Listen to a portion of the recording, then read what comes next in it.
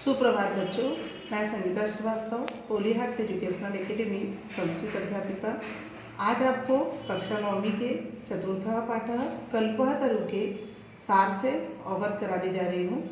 बच्चों, कल्पः तरु वेताल पंचविंशतिका नामक 25 कथाओं के संग्रह से ली गई एक कथा है। सबसे पहले आपको ये बता दूँ कि विचार 25 कथाओं के संग्रह का पूरा आपको उसकी जानकारी होना जरूरी है। तो बच्चों, वेताल पंचविंशतिका नाम की 2 रचनाएं पाई जाती है। एक शिवदास ने 13वीं शताब्दी में एक लिखित ग्रंथ है जिसमें गद्य और पद्य की दोनों विधाओं का प्रयोग किया गया है। दूसरा जम्बल दत्त की रचना है जो गद्य में ही है। इस कथा में कहा गया है कि राजा विक्रम को प्रतिवर्ष कोई तांत्रिक सोने का एक फल देता था। उसी तांत्रिक के कहने पर राजा विक्रम उस शमशान से शव लाता था जिस पर सवार होकर के एक वेताल मार्ग में राजा के मनोरंजन के लिए कथा सुनाता था।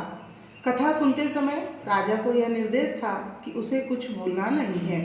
कहानी के अंत में वेताल उस राजा से कहानी का सार पूछता था और उसमें जो प्रश्न रहता था उसका उत्तर पूछता था। चूंकि राजा उसका सही उत्तर देता था, इस तरह शर्त के अनुसार वेताल फिर से शमशान में पहुंच जाता था। इस तरह 25 बार ऐसी घटनाओं की आवृत्ति होती है और वेताल राजा को एक एक करके 25 कहानियां सुनाता है। ये कथाएं अत्यंत रोचक, भाव प्रधान और विवेक की परीक्षा लेने वाली होती है। तो बच्चों, आज उन्हीं कथाओं में से हम एक कथा का अध्ययन करने जा रहे हैं जिसका नाम है कल्पः तरु। बच्चों, कल्पः तरु नामक जो कहानी है उसमें इस कथा में जीमूतवाहन अपने पूर्वजों के काल से अपने घर में एक उद्यान में आरोपित कल्प वृक्ष के सांसारिक द्रव्यों को न मान करके वह प्राणियों के दुख को दूर करने की प्रार्थना करता है। और इस तरह उसमें कहा गया है कि सारे धन तो समय पानी की तरह चंचल होते हैं जो चले जाते हैं, लेकिन केवल परोपकार ही एक ऐसा इस संसार में सर्वोत्कृष्ट और चिरस्थायी तत्व है। अर्थात जीमूतवाहन जो रहता है वह कल्पतरु से परोपकार के रूप में एक ऐसे धन को मांगता है जो आपको कहानी के माध्यम से पता चलेगी।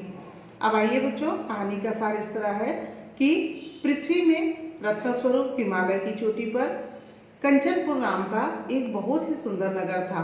वहां पर जीमूतकेतु श्रीमान विद्याधरपति राजा रहते थे।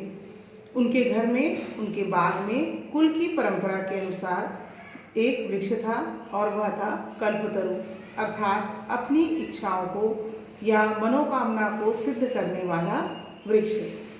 उस कल्प वृक्ष की आराधना से, बोधिसत्व की कृपा से जीमूतवाहन को जीमूतकेतु को जीमूतवाहन नाम का एक पुत्र प्राप्त हुआ। जीमूतवाहन जो था वह बहुत ही शूरवीर और विद्वान था। धीरे धीरे वह युवावस्था को प्राप्त हुआ। राजकुमार का जो कार्य था वह सब प्राणियों में दया रखने का था। अपने हित चाहने वाले मंत्रियों के कहने पर जीमूतकेतु ने अपने पुत्र जीमूतवाहन को युवराज के पद से सुशोभित किया। तब जीमूतवाहन जो था वह एक दिन भ्रमण करते हुए अपने बाग में जाता है और अपने मंत्रियों से उस वृक्ष के बारे में जानता है। तब मंत्री उससे कहते हैं कि हे युवराज, यदि इस वृक्ष से आप अपनी इच्छा प्राप्ति करते हो तो इंद्र भी हमें पराजित नहीं कर सकते और हम दुनिया के सर्वश्रेष्ठ राजा के रूप में जाने जाएंगे। यह सुनकर के जीमूतवाहन ने मन में सोचा, अगर ऐसा अमर पौधा हमारे उद्यान में लगा है तो हमारे पूर्वजों ने अभी तक इससे ऐसे फल की प्राप्ति क्यों नहीं की जिससे उनका नाम पूरे संसार में प्रसिद्ध हो। तब उसे ज्ञात होता है कि पूर्वजों ने केवल स्वार्थ के लिए कुछ धन या कुछ सुख सुविधाओं को ही कल्पतरु से मांगा। एक दिन राजा जीमूतकेतु अपने भवन में प्रसन्न मुद्रा में बैठे रहते हैं। तब जीमूतवाहन वहां जाता है और उन्हें प्रणाम करते हुए कहता है, पिताजी, यदि आपकी आज्ञा है तो मैं अपने बाग में लगे हुए कल्प वृक्ष की आराधना करना चाहता हूँ। वह उनसे कहता है कि पिताजी, धन जो है वह तो बड़ा चंचल होता है, कुछ समय बाद वह लहर की तरह हमसे दूर हो जाता है और उसके साथ ही साथ हमारा अस्तित्व भी नष्ट हो जाता है। अर्थात मैं संसार की भलाई के लिए कल्प वृक्ष से कुछ मांगना चाहता हूँ। पिता ने प्रसन्न होकर के जीमूतवाहन से कहा कि ठीक है पुत्र, जैसी तुम्हारी इच्छा। इस तरह मंत्रियों की सहायता से जीमूतवाहन सारी पूजा की सामग्री लेकर के अपने बाग में जाता है और कल्प वृक्ष की आराधना करना आरंभ करता है। आराधना के कुछ समय के पश्चात कल्प वृक्ष सामने प्रकट होते हैं और जीमूतवाहन से कहते हैं कि तुम्हारी इच्छा क्या है।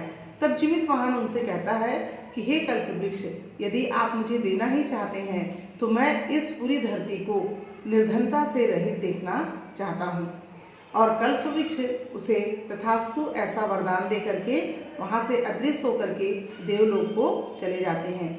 थोड़ी ही देर के बाद जीमूतवाहन देखता है कि सारी सृष्टि में धन की वर्षा होती है और पूरी दुनिया से निर्धनता जो है वह पूरी तरह दूर हो जाती है। इस तरह जीमूतवाहन ने अपने विवेक से कल्प वृक्ष से अपने लिए ना सही बल्कि सारे लोगों के लिए धन की प्राप्ति की और यह उसका परोपकार जो था वह धीरे धीरे सारे लोगों में प्रसिद्ध हो गया। इस तरह जीमूतवाहन हमेशा के लिए कल्प वृक्ष के माध्यम से अपने नाम को अमर कर गया। तो बच्चों, इस कहानी से हमें यह शिक्षा मिलती है कि हमें कभी कभी अपने स्वार्थ का त्याग करना भी चाहिए और परोपकार ही एक ऐसा धन है जो हमेशा हमारे साथ स्थायी रूप से हमारे जीवन में साथ देता है। अर्थात हमें स्वार्थ का त्याग करके परोपकार की ओर अग्रसर होना चाहिए। धन्यवाद बच्चों। इस कथा के सार के साथ ही